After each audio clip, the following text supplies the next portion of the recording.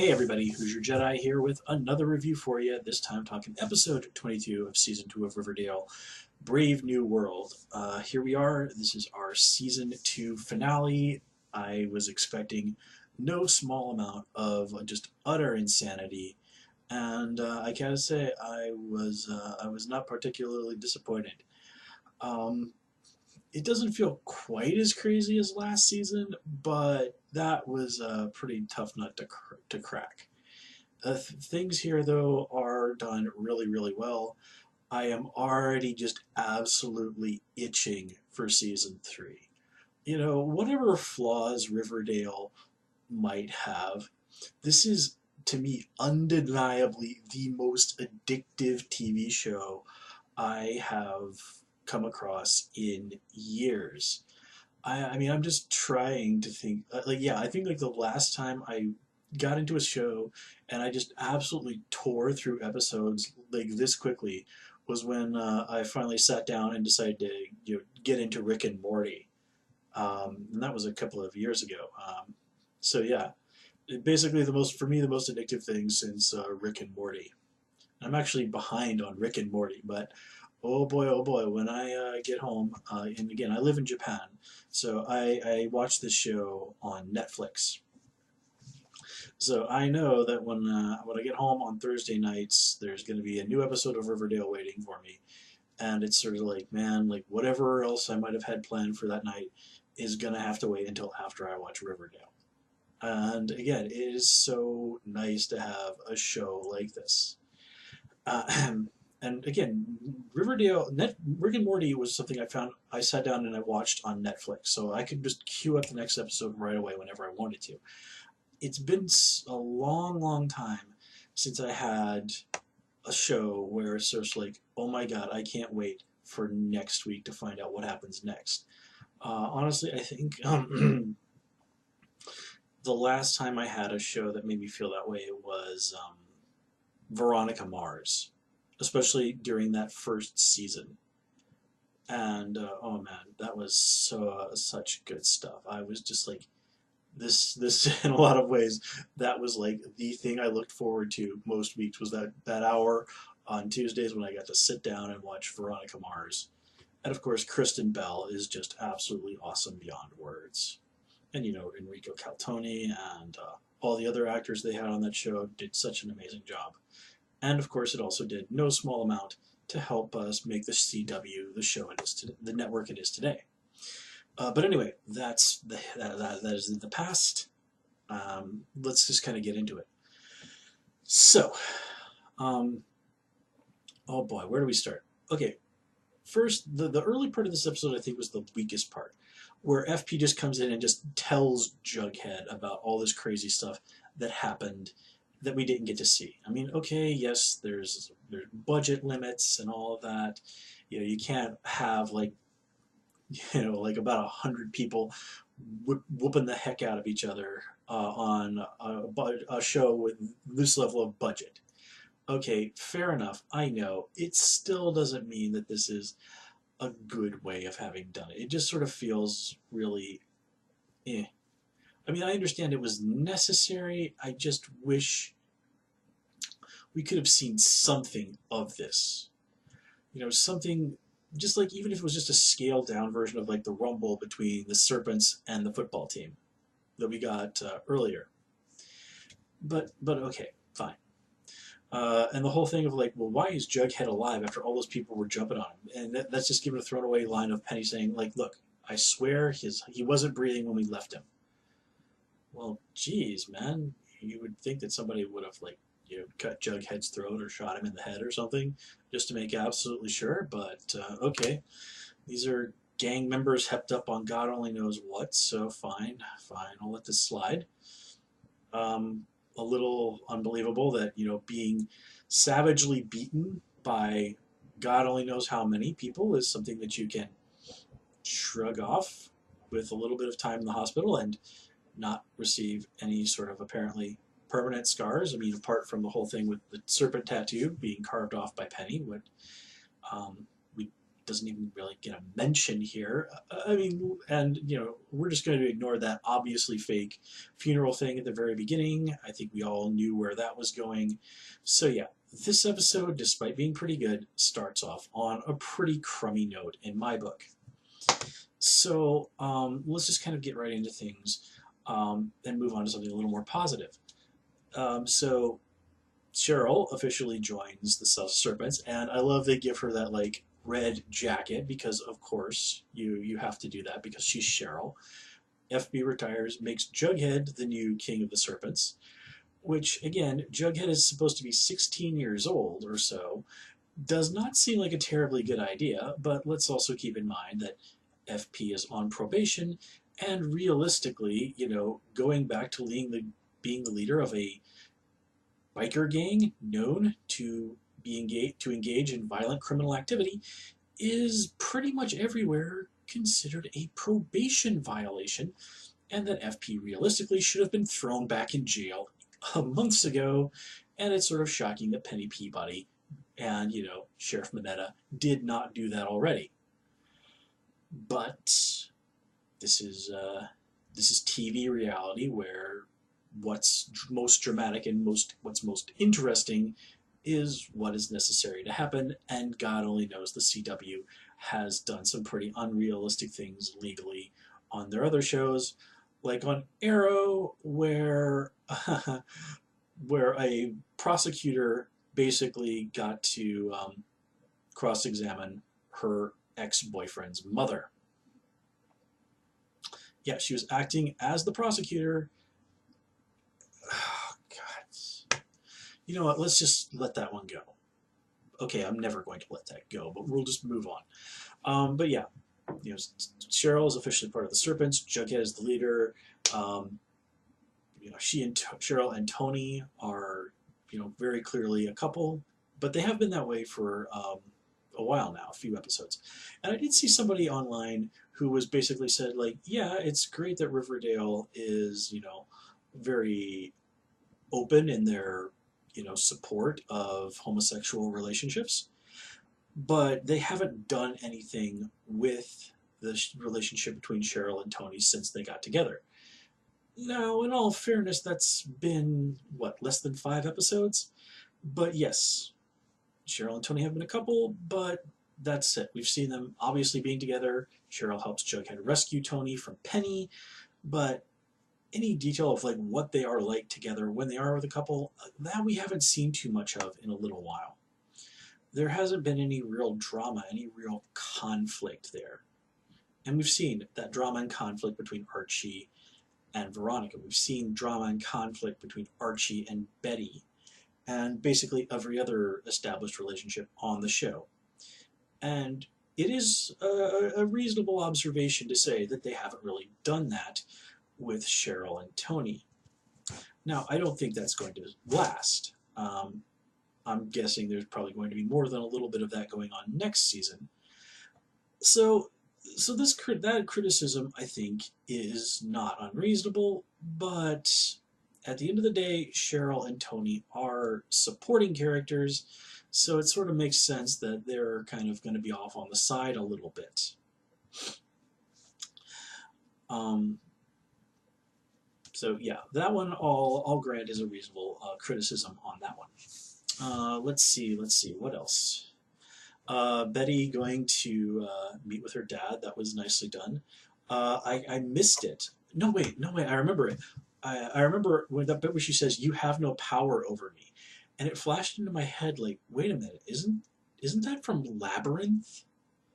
And I checked online, and a lot of other people had pointed out that yes, indeed, that is a line from the movie Labyrinth, which, if you've not seen, is a really, really great, very crazy fantasy movie from the 80s with David Bowie in it as the main villain, Jareth the Goblin King. And it is crazy. I mean, I remember I watched this movie multiple times as a kid, and it's just, I mean, it's a really good and very enjoyable movie, but it really is just sort of out there and crazy in the way that a lot of movies with heavy fantasy elements from the 1980s were.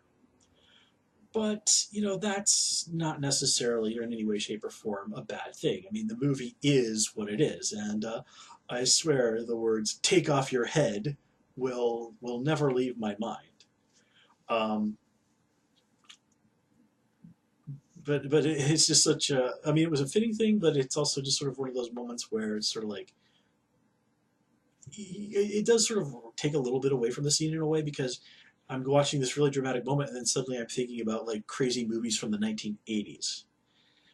And it's also not exactly helped that the way the scene is lit, is extremely and the setup there is extremely reminiscent of Silence of the Lambs, which is a really good movie.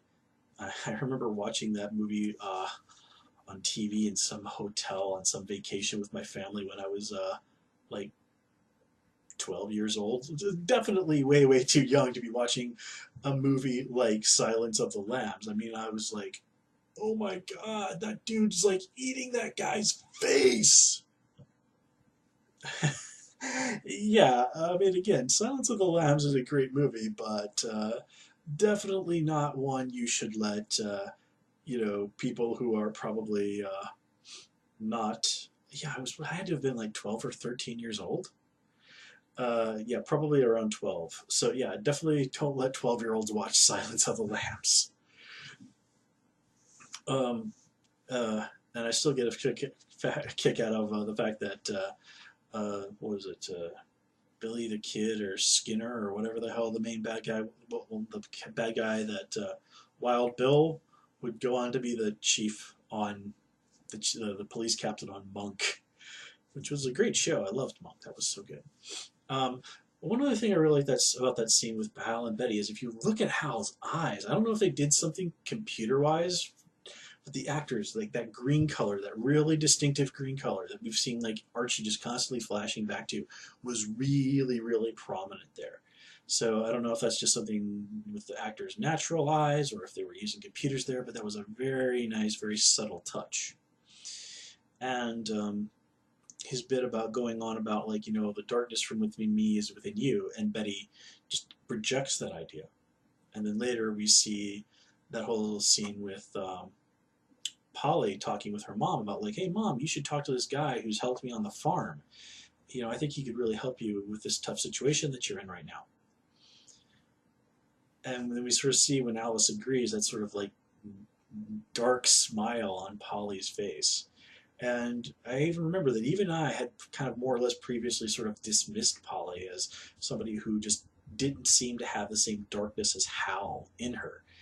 Here it looks like maybe that's not true, and I wholly approve of this. The idea that, Betty might have that darkness in her, but that she has refused to succumb to it, and that Polly, who we thought was just not cut from that kind of cloth, may have, under the influence of God only knows who, given into that. And in the emotional place that Alice is right now, the idea that she might fall under the sway of some sort of cult leader is pretty believable. So yeah, and I mean, never mind that they kind of talked about the idea of maybe there being a cult on Riverdale. Back when they were discussing the idea of maybe bringing in Sabrina the Teenage Witch, there was the idea that maybe that her story was going to be that she was a runaway from a cult. Well, then they decided, well, let's just flat out do a Sabrina spin-off. But it looks like maybe they're like, well, there's no reason not to throw out this cult idea. We can do something with that. And it looks like that's going to be something that they're going to try and get into on next season, which sounds to me extremely interesting. One thing that did bug me this episode is like during the election thing at the high school, it actually looked like Principal Weatherby was wearing a shirt supporting, I think, Fred. I don't think as a school official he would have been allowed to do that. I mean, I am a trained teacher. I am a licensed teacher. And one of the things I was told in my teacher training is basically don't really get out there with your political views to students, because parents might view that as you trying to convert or push or change, or basically because you're in a position of authority, you don't want to push your political or religious views on your students because, students love to listen to their teachers. Or more accurately, don't do that because their parents will get a bug up their ass and then they're going to be on, go complain to the administration, and then it's your butt that's on the line. So, yeah, I mean, I've actually been in class and had students say, well, what do you think about this? Or who are you going to vote for in the election? And I've said, well, I'm not really supposed to talk about that. And they told me, oh, well, our teacher told us who that she was going to vote for. And I'm like, son of a bitch, she wasn't supposed to do that. But you know what? That's on her. Anyway, yeah, you as a school official, he probably should not have been there, uh, openly supporting a candidate, especially if he's kind of conducting the place, helping run the place as a as a voting place. I think you're supposed to be neutral there, but you know, details, details. Um, I did like that Fred lost the election because again, it just sort of fits with the darker theme of Riverdale. But it was a close election, and it shows that you know Fred is still someone who can rally a lot of support in Riverdale. Remember, he and Sheriff Keller helped save the diner when it was attacked by the ghoulies. So Fred, yeah, Fred lost that one, but he is still someone of more than a little influence in Riverdale. And I did like that Hermione seemed genuinely sincere in congratulating him after the election. It really did feel like a no tricks moment there. And what's going on with Hermione right now, to me, is pretty interesting. She seemed to be kind of having a little bit of PTSD right after she killed Small Potatoes. And in this episode, she basically tells Veronica what she needs to do in order to win that particular battle against her dad. So I kind of have to wonder if Hermione isn't thinking like, wow, you know, it's true. Hiram really does ultimately view me as nothing more than a tool. I'm his wife, I'm the mother of his daughter, but at the end of the day, I'm just another tool for him. And again, remember, Hiram and Hermione, Veronica has never seen them say that say I love you to each other. Not once in her entire life. And you kind of have to wonder if maybe Hermione, if she is realizing that Hiram does view her as nothing of a tool, well, she has to be thinking back to last season where it's like, well, you know what? I did pretty well on my own without Hiram. Why do I need him? I'm the mayor now. And, you know, Riverdale is her home. Do you think that Hermione genuinely wants, you know, the South Side to be full of drugs and prostitution and, you know, a prison? Is this what she wants? And remember, Hermione is from Riverdale. It's her hometown. Do you think that this is what she really wants for the place that she was born and raised? I can't imagine that she does. Now, granted, doing this helps Hermione to maintain that wealthy lifestyle that clearly she enjoys a great deal. And, you know, given what we saw earlier in the season where she's basically Hiram's Cogsleone or whatever the hell, where, you know, if Archie had agreed to the phony FBI agent, it's planned that she would have been there to basically supervise him being thrown off a cliff, that, you know, Hermione is not somebody who's above getting her hands dirty. So, yeah. What is going to be going on with her? Is she going to continue to just basically be Hiram's puppet? I don't think so. And of course, that brings us to Hiram. Oh boy. Oh boy. At the end of this season, I mean, Hiram is on top. He ultimately really did get pretty much everything that he wanted. He's got his prison. He's got the ghoulies as his army to peddle drugs. He's got the sheriff in his pocket. He's got a Claudius to handle the manufacturing of the drugs the ghoulies are going to be selling. He's got Penelope, who's going to be running a brothel for him.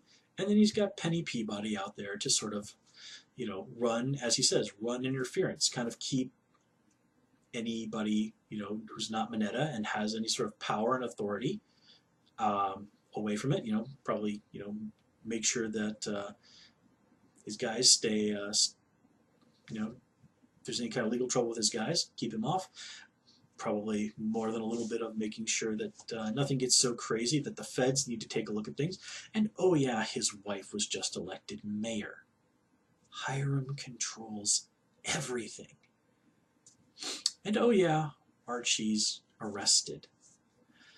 Okay, so Hiram being the one behind the second Black Hood, not a surprise. We talked about that. It being Tallboy, Okay, so I read that apparently, like, the actor that played Tallboy, there was more planned for Tallboy as a character, but apparently he hurt his neck, so they had to kind of modify things. Okay. And I definitely loved that scene between him and Archie, where Archie goes there and basically tells Hiram, like, okay, I am totally gonna do whatever it takes to take you down. That was a great scene. One, because you could tell that Hiram is genuinely more than a little bit freaked out by Archie just turning up there. Now, keep in mind, Small Potatoes had previously gotten into his home and tried to murder his wife and daughter. And it's only more or less luck that that didn't happen. And Small Potatoes was the son of a guy that Hiram basically arranged to have murdered. Archie's the son of a guy that Hiram tried to have murdered. Now, Hiram has to, like, from what he says, like, Hiram knows that Archie knows that Hiram sent Tallboy to kill his dad. And here he is, having gotten in there, completely surprising Hiram. If Archie had been a little less stable and had a gun, Hiram would be dead. And Hiram knows that. He knows that he dodged a bullet there. That if Archie was just a little bit more off the deep end, there was a good chance he could have died there. Now, if Archie had tried to attack Hiram with that knife, I kind of think that Hiram would have been able to win that one, because we've shown that when it comes to like a physical confrontation, Hiram is no slouch. He was able to beat Archie in that wrestling match, but again, that was a wrestling match with rules. And I did like how, like, this was a great way to end the season, because, well, what did you think was going to happen, Archie? Hiram's basically a mob boss. You went into his house and more or less said, okay, I'm declaring war on you. What did you think was going to happen there, Archie, that Hiram wasn't going to do something about that? So, yeah, and I love that little bit at the end where Hiram just happens to stroll in the school just as Archie's being led away in cuffs, and just sort of like, okay, kid, you wanted to go to war with me? Well, this is what war with me is like. This was one battle and you lost like that. Remember what he said to Archie in that match? I win. I always win. And Hiram believes that. He believes that 100%, despite more than a little evidence to the contrary. And first of all, I love this little Legion of Doom that Hiram has set up. So yeah, not looking good for Riverdale. Hiram is king of the mountain. Season 1, he's off-screen presence. Season 2, he's there. He's a pretty powerful guy. Then by the end, towards the middle of the season, he seems to be at a low ebb, and then he shoots back up. Season 1 starts off. Season 3 is going to start off. Hiram is the king of Riverdale. Archie is in it up to his neck, and Hiram even says, basically like, okay, Archie and his little gang, they're basically one of my biggest problems right now, and I need to start dealing with them. Because, okay, Archie, after coming to his house and threatening him like that, yeah, number 1 on his list. Guess who's number 2? Jughead. No way is Hiram not going to be doing something about Jughead. I mean, he basically tried to have Jughead murdered last episode. And oh yeah, I love that bit with Veronica too, where when she kind of gets that help from Hermione and is able to get ownership of the worm, and she trades it with the dad for the chocolate shop. And Hiram says, like, oh yeah, by the way, if you want that stupid little chocolate shop, I'm going to be taking your allowance, your inheritance, everything, basically everything, your entire legacy. And this does throw Veronica for a moment, because that's a lot to be giving up. But she agrees to Hiram's deal, because all of those things are strings that Hiram can use to manipulate her. Hiram sees his wife and his daughter as extensions of himself. And no, I don't doubt that he cares about them. He obviously loves Veronica in his own way.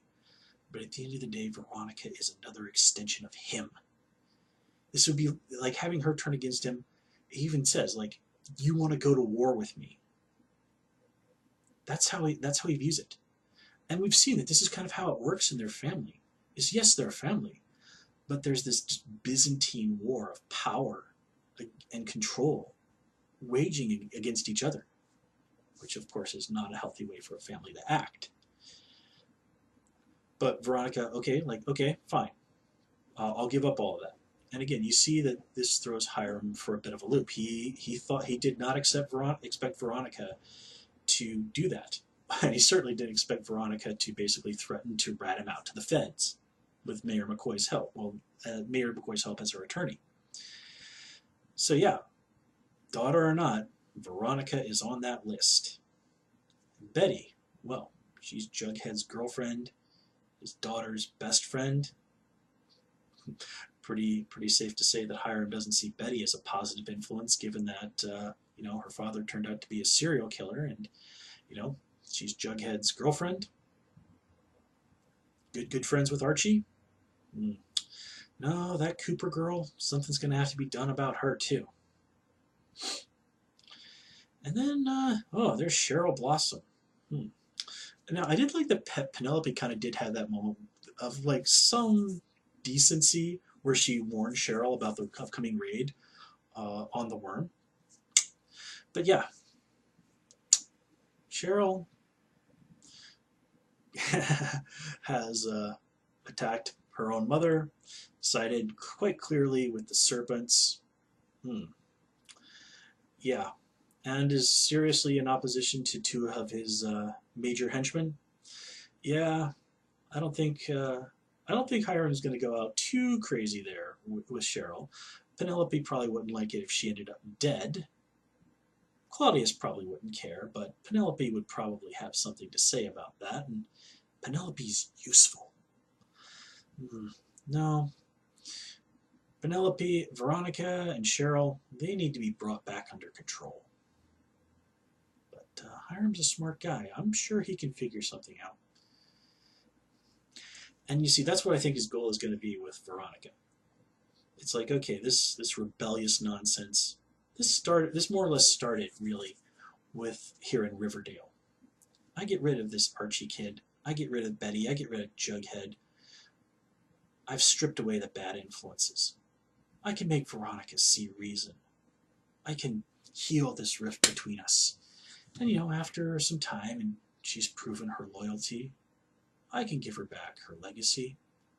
I can go on and be sure that Lodge Industries and my little criminal empire are going to be in good hands.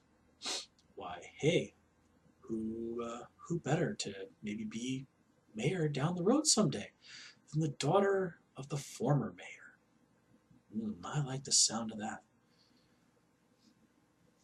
Again, that's speculation and all that, but still. So yeah, Hiram seems to hold all the cards. But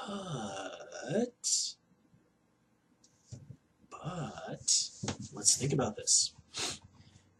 Who does he, once he's the king of Riverdale, go after first? Archie. Why? Well, yes, Archie came into his house and threatened him. And Archie does know quite a bit. He's seen Hiram vulnerable. If it hadn't been for Archie's plan, those mobsters from New York, from Montreal or New York or wherever, well, those guys definitely had Hiram on the ropes then. But it's really a bit about how Archie is the heart of it all. Archie is the heart of the Riverdale gang. Archie, in so many ways, represents the soul of Riverdale. And now Hiram has tried to crush poor Archie like a bug. Oh, Veronica's not going to like that Daddy did that to her boyfriend. Jughead, is he going to stand by and tolerate this? Hell no. Betty? Hell no, too. Cheryl? Oh, she's not going to like that either. She and Archie aren't the closest of friends, and she did try and blackmail the guy earlier in this season. But Archie did save her life. And at the end of the day, Archie and his friends have been the few people in the world that Cheryl can really turn to. And, Jughead, well, he's got the serpents at his back. The serpents are down, but they're not out. FP might have retired, but he's still a smart and resourceful man. Veronica seems to be getting along pretty well with, ex-Mayor McCoy, who is no slouch as an attorney.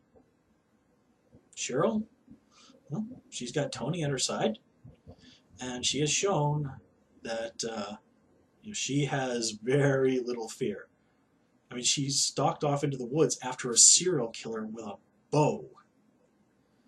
Again, Betty, she's really, really good at taking down bad men. I can't imagine that Fred is going to take this terribly well either. And then there's Hermione. What's going on with her? Well, one of the bad things about people with great power, dictators and kings and mob bosses and all those other sort of people throughout history, is that when they get taken down, it's almost always because somebody in their inner circle decides to stab them in the back. And who is Hiram not going to be looking to stab him in the back? His wife. Veronica has proven to be a problem. Hermione? Not so much. Sure, there's been a bump here or there, but, that's married life for you. So, yeah. Oh, yeah. And let's not forget, we've got Sheriff Mineta, crooked cop. Who do you think is not going to be too happy about there being a crooked cop in town? Well, a lot of people, but I'm guessing the son of the genuinely decent, if imperfect, former sheriff, Kevin Keller, is not going to be too happy about that. And oh yeah, okay, Kevin and Moose apparently are now a thing, but this happens after Kevin finds Moose crying about his murdered girlfriend, and then they start making out. Like, what the hell, Kevin? I mean, what I do like about Kevin is that he's a multifaceted character. We've seen him doing more than a few questionable things, just to sort of have those moments of acceptance as a gay kid in a small town. He's apparently gone for hookups with basically random strange dudes in the woods. He was messing around with guys in the reprogramming thing rather than letting somebody know about what was going on so that maybe it could be stopped. But yeah, I have a feeling that that's going to be an entry point for maybe Kevin to play a little bit more of a larger role. Because, yeah, he doubtlessly thinks that his dad deserves to have his job back. And again, Sheriff Keller is not a perfect guy, but he's an honest and decent guy at the end of the day. And, the other members there. Mordecai, that's the ghoulie guy's name. Well, okay. Yeah, he's the leader of the ghoulies. Jughead is now the leader of the serpents. Conflict there. Penny Peabody, oh yeah. She and Jughead have a score to settle. Claudius, Cheryl, not a fan of his. And then there's Penelope. Well, again, Penelope's problem is certainly not going to be on board with anything too dramatic being done to Cheryl. And if somebody crosses the line, well, bad blood or not, she might be okay with, arranging for the death of her mother-in-law, but her own daughter, nah, Penelope's not going to do that. And if Hiram crosses that line, well, We saw what happened when Hiram tried to have Archie's dad killed. If he tries to arrange for something really bad to help him happen to Penelope's daughter, well, she's absolutely going to turn on him. So yeah, there are a million pieces swirling around on this chessboard. But if you think about it carefully, there are also the seeds for what could ultimately bring Hiram down. So I have a feeling a lot of the first part of the season is just like, okay, let's get this situation done with so that, Archie is found innocent. And then it's like, okay, now we take the war to Hiram.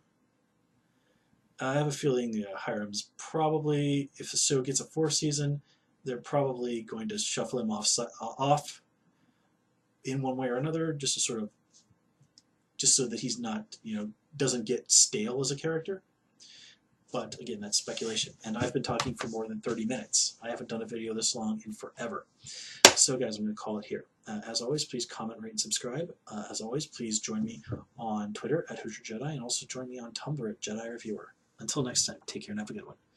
And oh yeah, I am so reviewing Season 3 of Riverdale. Count on it.